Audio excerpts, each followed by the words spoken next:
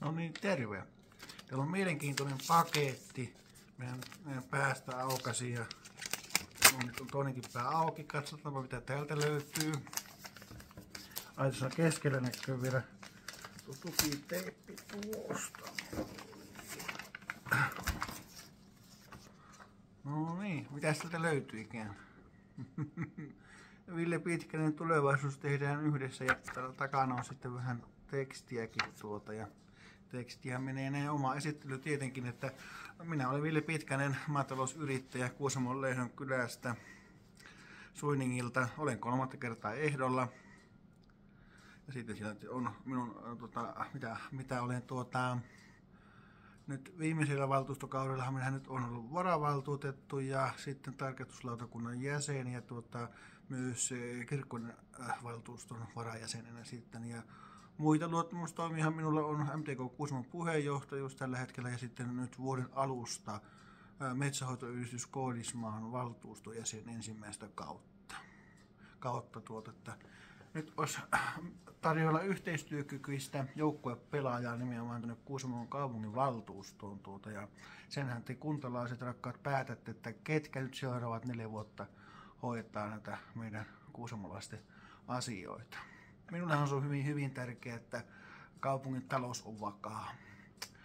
Vakaalla taloudella on helppo pitää opetus ja kunnossa, että siellä on kaikki lapsilla ja nuorille saadaan se tietotaito saadaan vietyä eteenpäin. Ja kyllähän siellä opetuksessa on ne tukitoimet ja nythän on paljon puhuttanut toki se että meiltä poistuisi tämä monikielisyys. Että kyllähän nyt monikielisyyteen pitää hakea nyt luovia ratkaisuja nykypäivällä, että kyllä ne pitäisi olla kuntien yhteistyötä, että voi monta eri kieltä opiskella. Että kyllähän se jokaiselle alalle, ei pelkästään minusta ainakaan matkailualalla, vaan kyllä nykyään jokaisella alalla sitä kieltä tarvitaan. Ja kyllä se, kun nuoret haluaa oppia, niin kyllä sinne pitäisi se mahdollisuus myös rahallisessa mielessä saada sitten.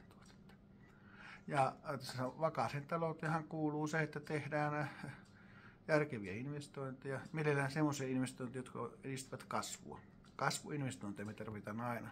Että kyllähän uuden koulun rakentaminen on aina hyvä juttu, mutta se on pitkään negatiivinen sillä kaupungin taloudessa, mutta oppimisympäristöhän pitää tietenkin olla sellaiset, että siellä ei ole sisäilmaongelmaa ja siellä viihytään sitten, että ne on nykypäivän tasalla. Se on tietenkin, että se on semmoisia, pitäisi aina muistaa näissä investoinneissa se, että ne on pitkän tähtäimen 40 vuoden päähän johtavia investointeja.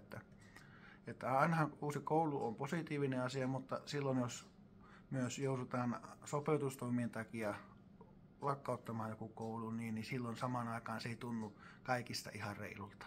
Ja minä ymmärrän sen kyllä, että se ei tunnu reilulta. Ja itsehän tässä kouluasiassa niin kuin Rukan ja Nisivaaran kohdalla olen ollut sitä mieltä, että Rukan kouluun menee ensin. Mutta valtuusto on tehnyt päätöksen ja nyt valtuuston päätöstä tietenkin tulevienkin valtuutettujen täytyy niin kuin kunnioittaa. Että aikaan se näyttää, että oliko oikea päätös. Itse olen sitä mieltä, että olisi katsottu vielä että olisi katsottu vasta nyt tämän vuoden lopussa, että onko se järkevä ja mahdollista meidän uusi koulu rakentaa, mutta meille tulee nyt uusi koulu ja minusta nyt ymmärrän sen keskustelun siitä kyllä, mutta toivottavasti tästä päästään pikapuolin eteenpäin kaikki. Elinvoimahan on hyvin tärkeä asia kanssa, että elinvoimallahan kaikki rahoitetaan ja kun valtionosuuksia on leikattu, joka on ollut meille se syypää, että kaupunki on pitänyt sopeuttaa toimintaansa. Kuusamossa pitäisi olla yrityskoordinaattori, joka kiertäisi näitä yrityksiä ja auttaisi niitä kehittymään.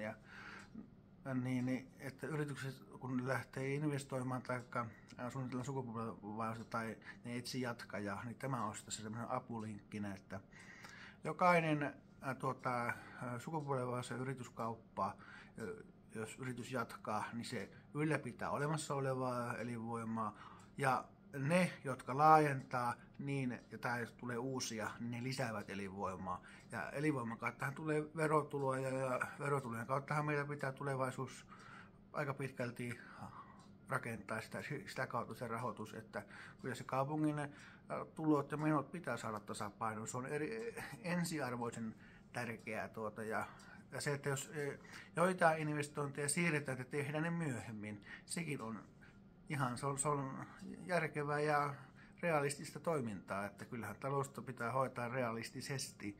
Se on päivän tosiasia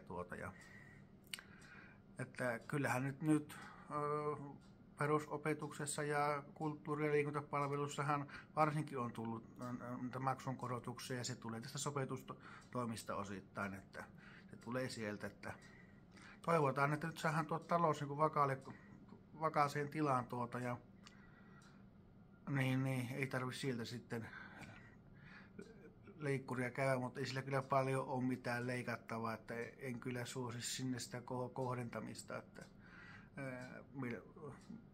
verotulot ylös pitäisi saada niin kuin, että kassaan enemmän rahaa.